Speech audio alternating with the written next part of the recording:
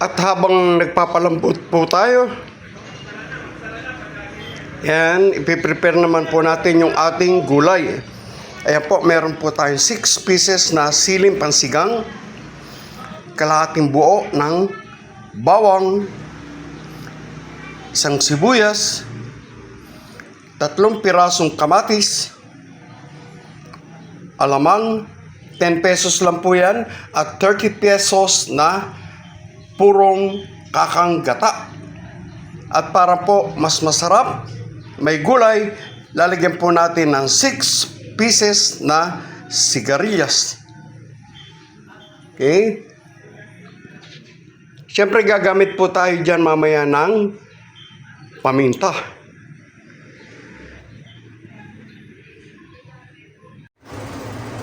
Okay po mga dudes. Ayan, at nakikita nyo after mga 40 minutes, ayan, hindi ko na po ginamitan kasi ng pressure cooker, pero malambot na po yan. At iseset aside po natin para tayo ay maggisa na ng ating binagoongan or Bicol Express chicken feet. Hindi po ito binagoongan, ito po ay Bicol Express chicken feet. Okay po mga dudes, yan, at nagpainit na tayo ng ating salangan. Igigisa na po natin ang ating chicken feet Bicol Express. Nahin po natin yung bawang. Bawang. Napakabango po ng bawang. Ayan, ating sibuyas.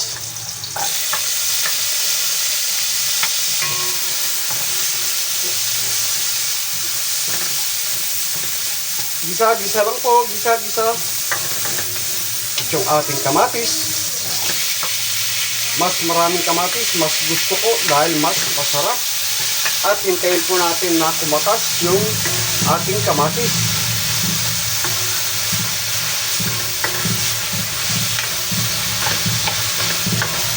So yummy!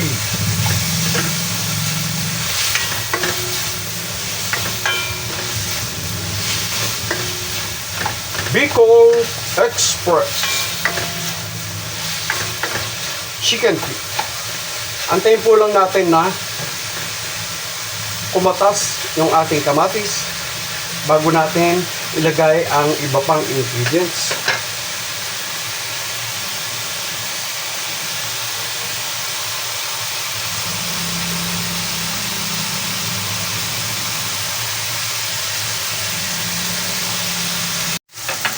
Ito mga dudes, lagay na po natin yung ating alamang or bagoong.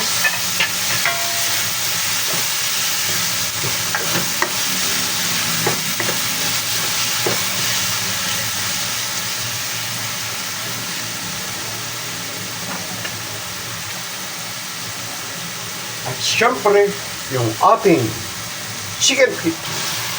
Hey, so yummy!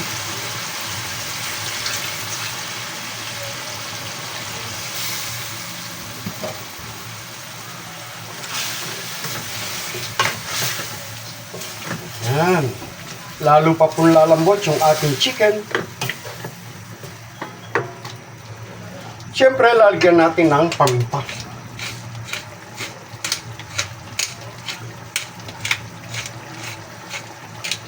Mamaya na po natin titikman kung okay na po yung alat dahil may alamang na po tayo.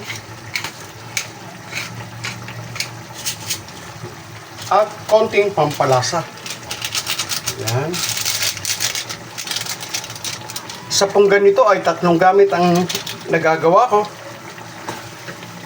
Yan, antayin po natin siya na makuluan ng todo.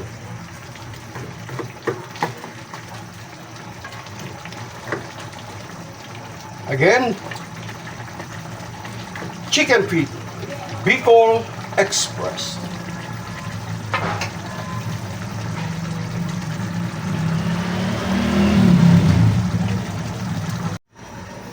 Okay po mga dudes. Ayan. ilagay na po natin yung ating sigarilyas at siling pansigang. Ayan, para may gulay yung ating chicken feet Bicol Express. Ayan.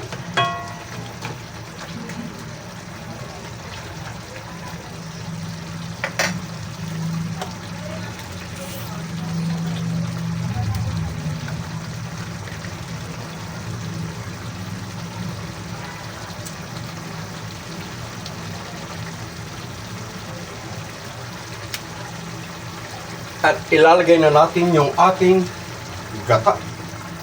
Pure cocoa milk. Yan. Inuulit ko, 30 pesos lang po itong ating ginamit na gata. Antayin na po natin siyang makuluan ng todo. At tikman na natin kung okay na ang lasa. Timplado na yung alat. Yan. Hintayin lang po natin na makuluan.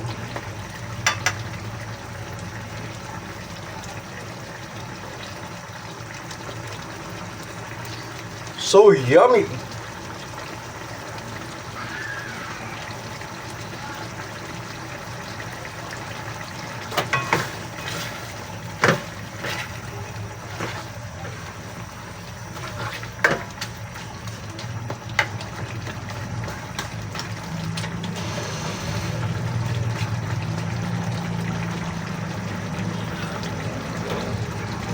Tikman natin yung alat kung okay na.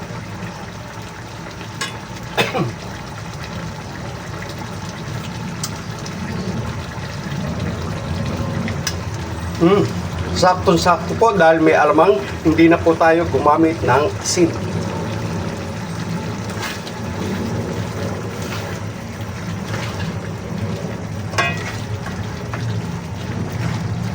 Huwag lang pong puro adobo, puro nilaga, tinola na chicken feet para maiba.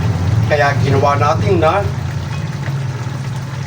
Bicol Express. Yan. Kung gusto niyo po ng half cook yung gulay, okay na po yan. Since gusto po medyo luto, kaya maya-maya natin po patayin yung apoy. Yan. So yummy! Chicken feet Bicol Express.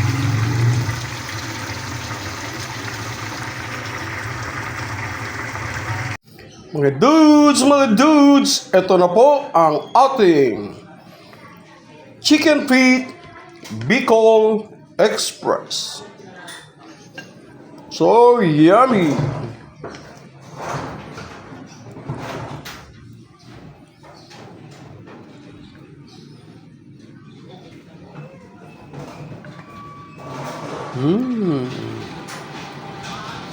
Yum, yum, yum!